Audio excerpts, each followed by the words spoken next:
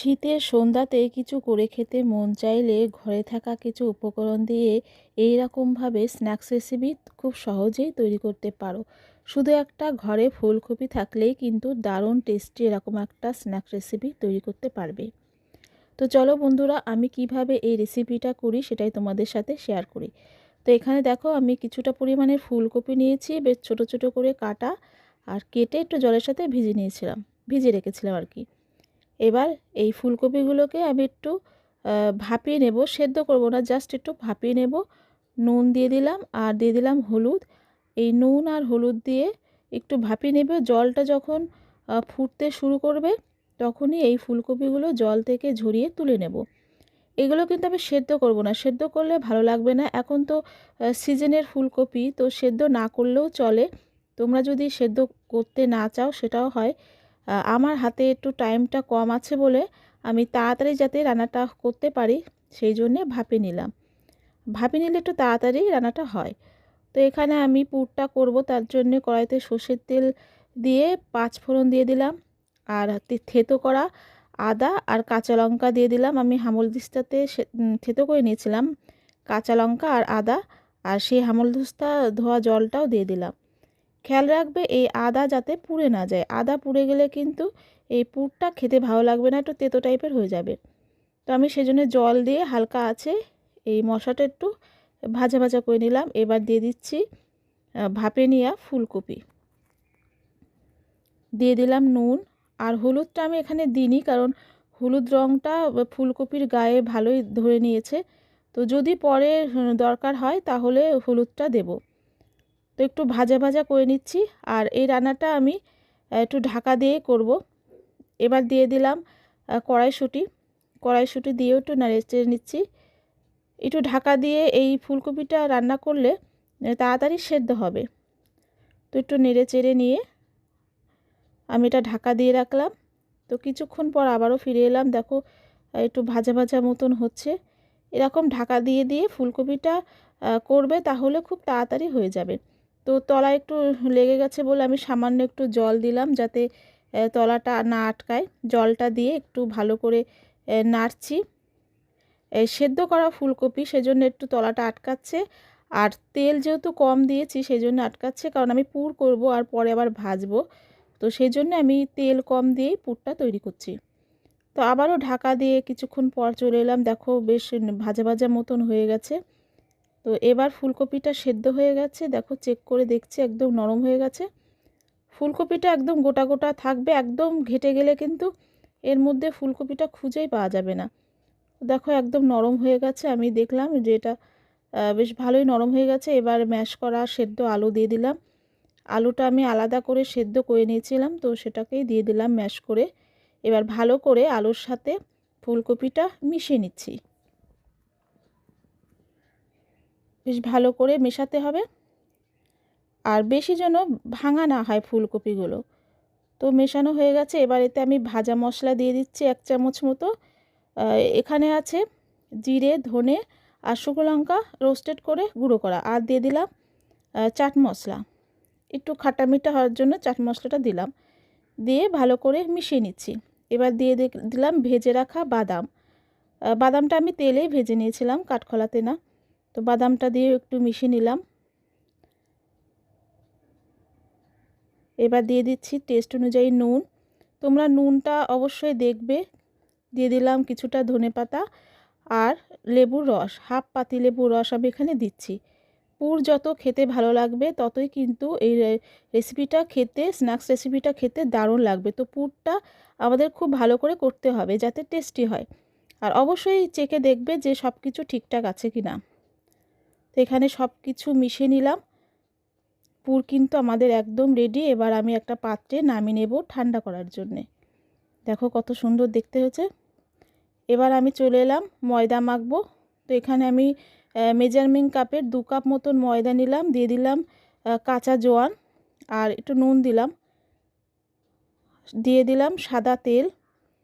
এবার এই ময়দাটাকে ভালো করে আগে ময়ান দিয়ে নেব। সব কিছুতে একটু ময়ান দিলে ভালো হয়, বেশ একটু মুচমুচে টাইপের হবে। তো আমি ভালো করে আগে কিছু টাইম ধরে বেশ ময়ান দিলাম।